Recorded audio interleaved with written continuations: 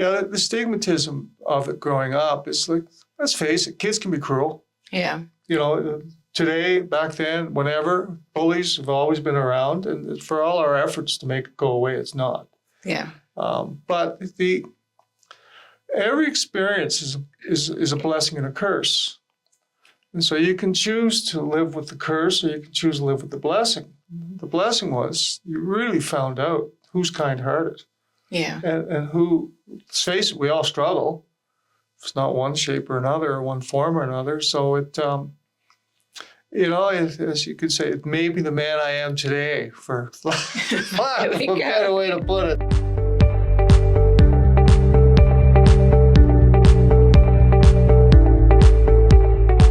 Welcome back to Hear Me Out with Belinda. Today in studio, we have my friend and mentor, George, who's been living with a hearing loss since childhood. So welcome to the studio, George. Thanks, Belinda. When did you get diagnosed with a hearing loss? Well, informally when I was about 2. Okay. And formally when my mom and dad moved from Dalhousie, New Brunswick to Ottawa, there was a hearing specialist. I saw a hearing specialist when I was 6. And that's when he formally said, yeah, I got a hearing loss. Yeah. And you got a hearing aid at that point to help? No. So backing up a little, I'm one of the reasons why those walkers are no longer allowed, where you put the child in and they scamper around, because I chose to open up the little latch and chose to free fall down about 15 stairs. Oh. And went ass over tea kettle and fractured my skull quite badly. And there was no treatments back then. They just all got together in the house and prayed, and I came around. And shortly after that, my parents noticed I'd sit up next to the TV set to hear. So that started it. And when they moved from New Brunswick to Ottawa, where Dad was studying to specialize in radiology, they took me to a hearing specialist, and a doctor of hearing, audiologist, but medically. And apparently, and I don't remember, within a few seconds, he asked my father to turn me around because I was lip reading. Oh. So by 6, I was lip reading to get along. And I started school with the hearing loss and continued with the hearing loss until about grade 10, when I got my first hearing aid. So to date myself, that would have been about 1973. Okay. And that's when I first became aware. That was interesting because we were in Moncton, New Brunswick, and we were walking down the main street with my hearing aid on, and one of those buses, transit buses, pulled up, and it was the old style where they had the air brakes and get the pshh. Oh, yeah. And it come up behind us and let off the air brakes, and I jumped out of my shoes. Yeah. And my dad was with me, and he started to laugh when he realized it's the first time I'd heard it. Yeah. And so that began the journey of wearing a hearing aid. Yeah. Which was probably, like you said, quite an adjustment to hearing all those sounds again. Well, yeah, it was 2 adjustments. Was A, you could hear better. And socially, it was just absolutely wonderful. I mean, the ladies, when you're in grade 10, they just love guys with hearing aids and glasses, soon to have braces and stuff. So it became a social adjustment because the stigmatism to it was really interesting. Yeah. That you dealt with in conjunction with hearing better. Yeah. But the reality was, back then, the technologies were so primitive compared to what they are today. I hear better now than I've ever heard. Yes. Basically, thanks to the advancements they've made in hearing technology. Yeah. So it was still a world of putting sentences together. Yeah. You know, the famous adage about someone with hearing loss is you ask them a question, they'll tell you what time it is. Yeah. It's a safe answer, you know, because they really haven't heard. But so much of my life, you'd hear certain inflections, and you could pick out who you could hear. Yeah. Some people talk very low, you know, the monotone voice, and their lips don't move and stuff. And usually you're just hooped. But others would enunciate. So you pick and choose your way through life as far as who you could hear from.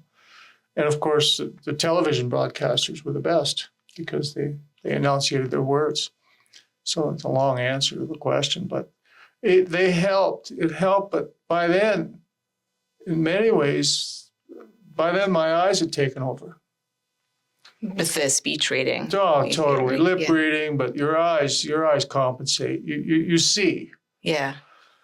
And you begin to see things that perhaps aren't usually seen. You know, as I get older, I could see blood pressure. I could see people's reactions very quickly, and I could sort of read rooms based on what my eyes were telling me long before I heard anybody. Yeah. And it also caused you, I think, to have to focus very hard to hear. You know, and I used to always say it's easy to talk behind my back. Yeah. So I'm not going to hear you. Yeah. And so that's the magnitude of what you dealt with. And back then, those early versions, which was, you know, they shoot the mold for your ear and then connect it. It's almost like the behind the ears that they have today that are very popular. But there was certainly no Bluetooth. There was no automatic gain control. There was just a little knob in the back that you turned up or down. Yeah. And really, if anybody wants a beautiful explanation of those, it's the old Faulty Towers show. It was John Cleese. If you can find it on YouTube somewhere, it's absolutely hilarious where this gal's walking around. The early ones were little boxes with the knobs turned up and down, and they would play with their head. But it wasn't far from that as far as what you got from it. Yeah. And then, you know, as they slowly evolved, and they were expensive. Yeah. And there was no real provision for paying for hearing aids or spectacles back then. It was the early days of healthcare insurance and so forth. So yeah, it's kind of, those were the early days. Yeah. So when you talk about the stigmatism as a grade 10 child, do you feel like it was worse with glasses, like, or with hearing? Like, because would you say there was a lot more students with glasses at the It's time? a great question. The best example I can give you was ladies would rather go blind back in that time period. And there's an old Marilyn Monroe movie. I can't remember if Gentlemen Prefer Blondes or something, where she was blind as a bat. And every time she found herself alone in the room, she'd put her glasses on and stare, look around and memorize the room, put them back in. And so it was reminiscent of that. And spectacles, like this was pre-contact lenses. So spectacles, were generally, guys wore them more than ladies. So ladies were terrified it would affect their looks. And that stigmatism, as a child growing up, you were treated more as a freak to wear a hearing aid. It was kind of cruel. Yeah. You found out who your friends were and who they weren't. Yeah. You know, but to have your best friend say, "Are you wearing a hearing aid?" Yeah. And so turn around and walk away. And you just kind of go, you go away for a weekend on a little scout trip, you know, 5 other guys making fun of you, talking below what you could hear. So you grew up kind of, in that way, it was unfortunate. But look at today's social media. Yeah. You know, at least you were face on with it, and you could see who your perpetrators were or your friends. Yeah. And I had the fortune and misfortune of skipping a grade. So I'm in school and I'm deaf. And I'm skipping grade 4. Because you're so intelligent. I read. Yeah. I was good at math. I was rhyming off numbers when I was 18 months old in the grocery store and had the place walking around behind me laughing their heads off, apparently. So, it's, you know, gifts come. What things you lose, other things evolve, I guess. Maybe the head injury knocked something sideways, who knows. But I grew up reading. Yeah. Quiet world. There was no computers or anything like that. But to extend the question into modern day, and joined a golf course 15 years ago. So date myself 50, 51, and playing golf at men's night, meeting these guys. I see you wear a hearing aid. I said, what? Yeah, I wear a hearing aid. Well, and the men are it's a weakness. Yeah. 15 years ago, 16 years ago, middle-aged men, they're all walking around deaf from industrial or, you know, and we'll see it explode with the earbuds and stuff. Everyone's going to be deaf in 20 years, 30 years. And I'm not making fun of anybody, but it's just probably tough to put your it's quite a process when you biologically study hearing. Yeah. These waves that are moving through air that we can't see, and they hit this drum, and then it resonates through bones and the nerves. And so there's a lot along the way that if it starts to get tired, the result is hearing loss. And middle-aged men in particular, they approach me with trepidation, as if there was I'm some kind of brave guy or something. When really I've had to wear them just to survive. And then I would just, yes, call Belinda, There we go. and she'll help you out type thing. But the stigmatism of it growing up is like, let's face it, kids can be cruel. Yeah. Today, back then, whenever, bullies have always been around, and for all our efforts to make it go away, it's not. Yeah. But every experience is a blessing and a curse. And so you can choose to live with the curse, or you can choose to live with the blessing. The blessing was you really found out who's kind-hearted. Yeah. And who, let's face it, we all struggle. It's not one shape or another, or one form or another. So it, as you could say, it may be the man I am today, for lack of a better way to put it. But it's interesting. And I'm off topic for a sec, if you don't mind. Yeah. There's a young fellow. I don't remember the story. It was 5-6 years ago, and I'm at the driving range on a golf course, and this little tadpole's trying to hit a golf ball, and I'm watching him. He's just hopeless. I walk over to him, but he's got 2 cochlear ear plants on. And I walked up to him, and I said, "You're deaf." He looks at me and says, "Yeah." And I says, "It's okay." I says, "Those things helping you hear?" And he said, "Well, a little bit," and all that. He was about 8 years old. And here's what I just sort of said, "Don't worry, don't worry about it. Everything's going to be fine. You'll get through life." And I'd forgotten about it. He's forgotten about it. But his father was there. And so I'm having lunch with some buddies, and one of my buddies says, "Yeah, I play squash with Greg. He's a member at your golf course." I said, "Okay." He said, "No, he remembers that time on the driving range." I said, "What?" And I said, "Okay. What?" He said, "Well, you went over to his son, who's deaf, and, sort of reflected with him and all that, and, sort of encouraged him and not to be, not to worry and all that. And his dad always remembered that." And he looked at me and smiled. He said, "The young fellow's starting to play pool." I said, "What?" And so I ran into his dad at the golf course, and he was talking about it. And I said, "I'll link us up." So the young fellow's 14 now, and he's taking up billiards. And so there's the old deaf guy and the young deaf guy now shooting it out in the pool hall. And I got about another 6 months left. I don't want to brag, but I play high-level pool. Yeah. And this kid is going to dominate. This kid is. And you see it. When I look at him, now I see what people see. Is the eyes are penetrating. Yeah. We look at each other when we talk. Neither one of us can take our heads away from the other, or we're not going to hear each other, much less in a pool hall. And so you're looking, and people have seen me in meetings. They go, "It's almost unnerving," because I don't blink, I don't take notes. You just look and you just download. Yeah. And he's got the same look, and it's my first encounter with a young adult at that stage in life. It's probably more hearing handicapped than I am, because you can hear it in his voice. Yeah. And to watch him focus on the pool table, like I said, I got another 6 months, and then he'll be whipping my,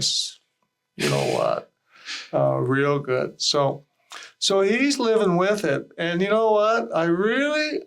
We haven't talked about it, but we'll find the time and space where I'll say, "What's it like for your age? At this point in time, what's it like to be hearing impaired, wearing the hardware?" Yeah. It's much more noticeable. And, and back then I grew my hair longer, and my parents let me for that time period.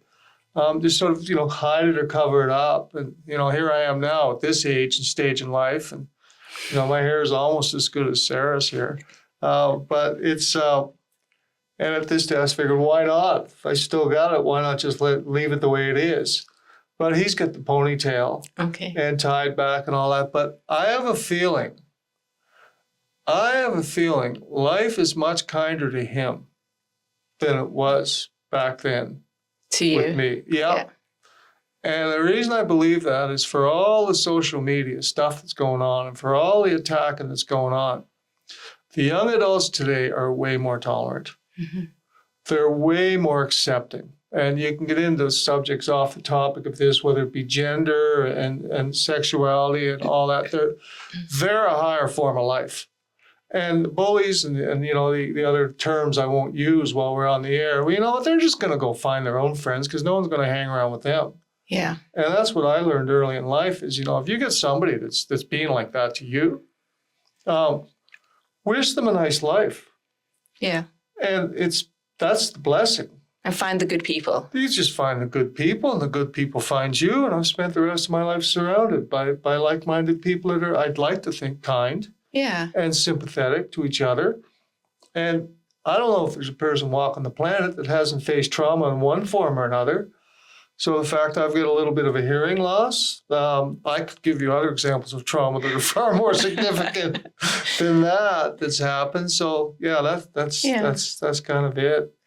I think maybe, like I said, you talk a bit about reading people and being kind to people, and probably remember the bullies from the playground and how they treated you.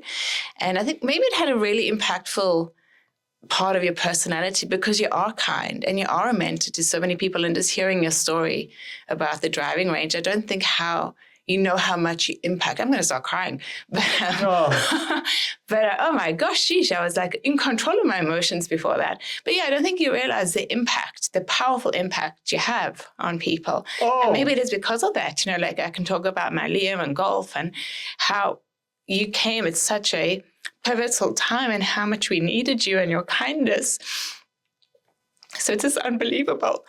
Right. I'm going to put the story back to you and say, do you, I mean, you probably wouldn't call yourself an expert, but do you think you can read a lot of body language? I mean, people will talk about body language now. Oh, 100%. 100%. Let me see. First time I really noticed it was later in life, and it was business, and it was a proposal. And I asked, it was a client, but also a friend, and I saw the way he reacted. And I saw blood pressure, and I saw, holy smokes. And then later, you start to see body language. You know, you're in a meeting, and you see this, whatever, you know the meeting's over. Yeah. You see subtle signs of how people react. And I'm perhaps like a dog always studying its master. Yeah. You know, I'm always studying people. And I see people that I don't agree with or don't like in certain settings, and I'll look for another setting, usually one-on-one, and you find a much different individual. I look for that. I look for good in anybody. There's bad in all of us. There's good. And I think, too, that part of what came out of it all with the kind words you've given is that it does take a village to raise a child. And I've had some characters. I've had some real characters in my life that have influenced me.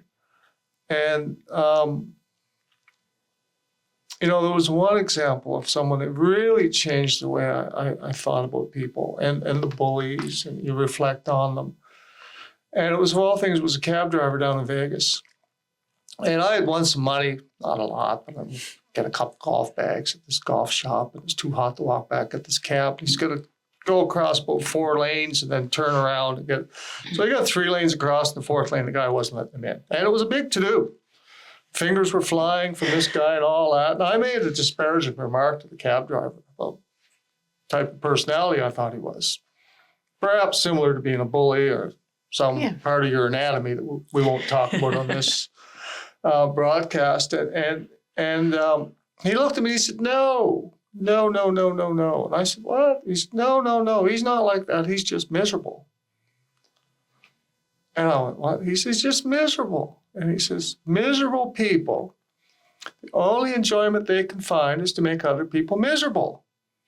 And once they throw you off your game and see you angry or see you upset, that makes them happy because that's all they've got in life that's left that gives them joy.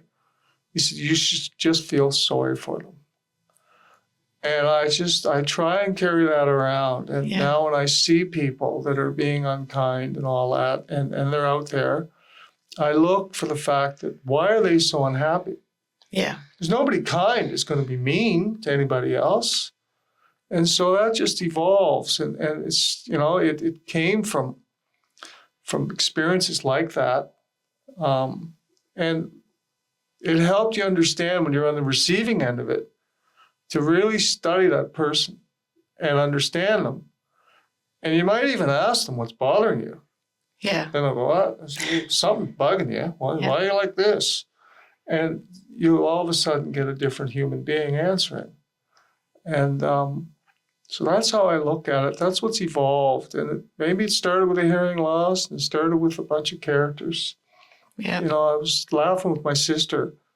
If I try an article, something to write about, one of the topics is the characters. The characters in life. The village that got raised. And it was in Dalhousie, just down the road from Campbellton. When Mom, of course, there's 6 kids in our family, and so I am the oldest. I'm still living. But every fall, I was October, and Mary's September, and David was October, and Derek was November, and Ian's December, and then Gary came along as perhaps a miracle or something 7 years later. But so when I went down the stairs, Mom was pregnant with Mary, 8 or 9 months and stuff, and it was kind of chaos.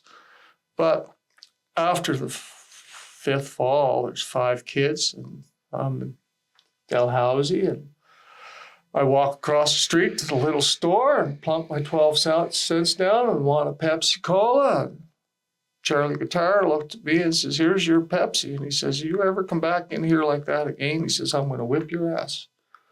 I looked and I said, what? He says, you've been screaming for 2 hours across that street. I've been hearing you holler for that pop. He says, you've been hollering and hollering at your poor mother. She's got 4 other little kids over there, and you little brat. He says, you ever come over here like that again? He says, I'm going to whip your ass. Oh, wow. And I just sat back, and it was the first ass chewing I'd ever got, and it was not Mom or Dad. And I just looked at him, and that was the last I hollered at my mom for a Pepsi.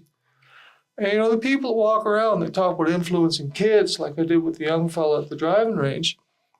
Grade 2, Ottawa, first day of school. Teacher looked at us all and said, I just want you all to know that every one of you is different. And I want you to know that every one of you is going to be good at something.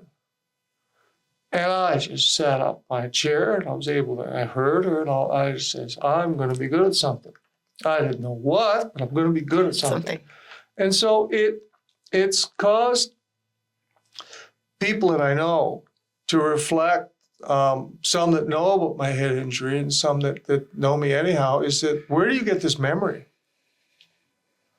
Which is to be able, I can remember the first word I ever read in the book. I can remember, all kinds of early experiences.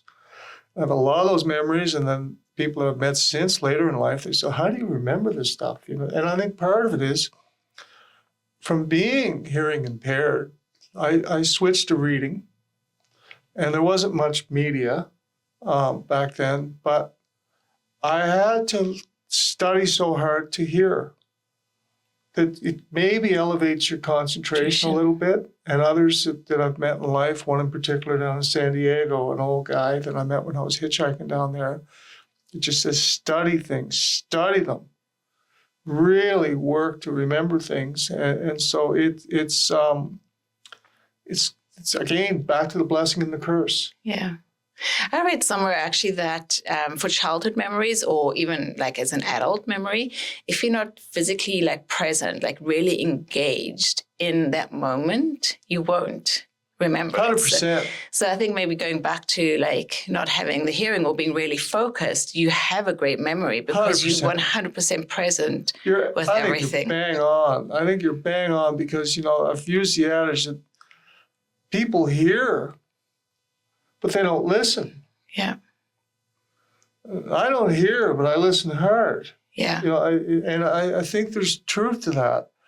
And I'm amazed at how easily people hear. I envy them, but they don't really download it. It's like it just bounces off their eardrums as far as actually having an effect. Well, they're listening so that they can respond, right? They're not really listening to hear and to like understand. They're listening so that they can tell you their perspective. Oh, yeah. Well, maybe you've read that somewhere because it's when you start looking for it. And I invite anybody watching this when it's a bit off the topic, but when it comes to the subject of hearing and listening, I think what Belinda's reflecting is a bit of a story where I got a letter from the government that I was going to have to sit on a jury. And two things come out of it, which was if I told 50 people, 49 of them told me how to get off the jury. Yeah. This is what you do to get off the jury. And the only one that didn't was my brother, where we agreed it's your duty. It's your civic duty to give someone a fair trial by being a juror. But I was terrified because with the hearing loss, I hadn't thought of it. You get transcripts and you can read everything and all that. I could put somebody away because I didn't hear something right, or vice versa. Yeah. Put somebody off. And so I said, God, I better study for this thing. I get it ready for this thing. So I go to meetings purposely not to speak. Social or business, whatever, I would forgive myself to speak. I just want to listen. I just want to pretend I'm a juror and just see how much of this I'm getting. And what I got was astounding. Just an example. Say you went to Hawaii, got on vacation in Hawaii, and you tell somebody about, yeah, I was in Hawaii last week. 9 times out of 10, the folks don't reflect back in a manner which was, well, where did you go? Or what did you see? Or did you enjoy it yourself? They tell you about their trip to Hawaii. Yeah. And when you watch for it, it's epidemic. Yeah. How few people are actually listening to understand the speaker and to be curious and interested in what the speaker had to say versus reflecting on their own experiences. And that came from just that little lesson. As it turned out, I got a letter that whatever the case was didn't go to trial, so I didn't have to sit on a jury. Okay. But it was kind of neat just to sort of see it from that perspective as well. Run your own sort of experiment on it. Totally. Yeah. Yeah, totally. So, yeah. Good. We'll come back just to talk a little bit about the hearing aids and the changes. I know you touched a little bit on the changes and obviously the style from the big behind the ears to what you originally got. And, to what you wear now and how it improves with the technology. But I know you mentioned with regards to like third party or healthcare, when you first got yours, there wasn't much funding available, if any. I'm assuming like help for your parents to help you buy hearing aids, and how it's sort of come along now. Do you find that there's any improvement for yourself, or do you still feel like you're having to pay for everything out of pocket? Well, that's an interesting one. Kind of touches a nerve because back then it was out of pocket. And I think back then, I remember it was $365 for that hearing aid. That was in 1973. You could buy a lot of groceries with $365, 6 kids in the family. And Dad was self-employed as a physician in a corporation. So maybe there was a write-off. I grew up mostly without them. So I left the house kind of unofficially when I was 16. Dad showed me the door because the life I was going to live was not what his children were going to see. That pattern had been established early, and I was finished school. I was 16. And so kind of on my own financially, they were helping me with college and that's all, but there was no money. So you made do with the old hearing aid that you had and all that stuff. And then as careers began after university, and I don't think there was any real money set aside in health plans. It was dental and vision. They were the early, I'm going back now to the mid-'80s. But the things such as chiropractic care and all the other benefits that we receive from healthcare, I think, that have evolved with that to include some funds for hearing. But the one that caught my attention, and it's a sore spot, you kind of hit a trigger, but we'll put it out there. Who knows, maybe there's an MLA or an MP watching this someday, but it's the disability claim on the insurance. And so, when I'm self-employed, so I don't have a package, so to speak. We just are all owners, pay ourselves, and whatever profits there are, take our money, look after yourself. And so I pay for everything out of pocket. Dental, spectacles. Although I crossed a threshold at my last eye examination was only $30 because I am now part of that privileged club that's made it this far. We'll see from here. But, the last set, you drop $4,500. Yeah. That's out of pocket. And so there was a point when it was something to do with filing my income tax. And the question I had, and I ended up in the Harry Hayes building, and it was pointed to me that I could claim disability. And so I got quite excited. I wasn't looking to make money off it, but just cover the cost of these things. And my physician refused to acknowledge that I had a disability. I made notes on the paperwork that, yes, he can hear as long as he's looking at you. So basically, he's not disabled. So I'm walking around with 65, 70% hearing loss. I cannot function in the work environment without hearing aids. Yeah. And I kind of thought, well, that kind of should give some consideration, I would think. And then I filed a claim and got rejected. I appealed. I remember speaking to a nurse in Winnipeg, and she laughed at me. Oh, no. We got people with way worse hearing than this, and we don't give them disability and all that. I'm going like, well, you know what? Maybe I should just take them and throw them in the garbage and then see what you can do with me now, because I can't function. Yeah. Literally. But it's an interesting thing, too, when you dovetail it with healthcare insurance and you dovetail it with the packages that are out there. Let's face it, insurance companies are designed to make money. Mm-hmm. And so they'll minimize that as far as claims for as long as they can. And Alberta Health Services is under a lot of financial stress now. Without getting political on it, there's, the cost of healthcare has exploded. Yeah. And part of it is because we're getting better and better and better. And some of my story and all that, at saving people's lives and treating people with diseases and stuff. And so it's just hit me now. It'd be interesting where, there'd be some kind of foundation for especially young people. Yeah. To help them financially to be able to hear the best they can. Because it's tough enough out there in life not being able to hear it. It's an interesting thought. Yeah.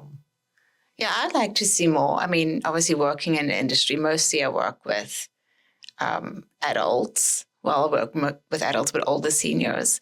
So, when you reach that magic number, and if you're a low-income senior, then Alberta Health does pay for, a very basic set of hearing aids for you. And if you are, 65, then everybody, regardless of income, they do pay right now $900 towards the cost of one hearing aid. And then there are actually some private foundations, once again, for those Albertans that are in the low-income bracket, but they are Southern Albertas. So the Campbell McLaren Foundation does help bridge the gap as well. So there are some funding sources out there. But you're right. With the disability, I've also experienced it with, even though I'm not signing the papers, but I'm writing the letters back to the physician. And one of the key elements is, can the person understand you one-on-one in quiet with hearing aids, right? And so, but that's not the world we live in. We do not live in one-on-one in quiet. Exactly. And so it's a really difficult question. And then even your third parties, like most third-party insurances only pay $500 every 3 to 5 years, which is not really covering much of a hearing aid. As we know, that they're starting off at $4,500 for a good set. So it's really is, it's tough, you know. It's tough, and the other part is it's fairly rare, especially for young people. Now that I think of it, it's really an interesting conversation because I've never considered it that way. It's fairly rare. And I'm just going to go political for a second, which is this beautiful government we have seems to have a very low opinion of teachers with the teacher strike going on. And I come from a teaching family for 45 years. And it's really interesting to see the attitude of it. When I look at it as, when I'm a business person, and I go, if I'm going to invest in something, I want to see it grow. Stocks, bonds, whatever it might be, or the company that I founded, you know, you want to see financial success from that. And I would look at so many of the children that I've had stories put to me firsthand that they're already lost out of the gate. They're in grade 1 or 2, and they're in classrooms that can't speak English, or they've been subject to abuse and atrocities, or they're in foster systems for one reason or another, and they're almost, we've lost them before they've started. And as it evolves, I guess all I'm trying to say is, let's just look at kids and education from a business perspective. And as a government, wouldn't the number one priority that you have for spending money be on education? Yeah. Because the more people that are educated, doesn't that kind of sometimes get you on the path to higher incomes? And aren't higher incomes the golden children of government because they pay lots of tax to fund their operations and their pensions and so forth? So why should a child,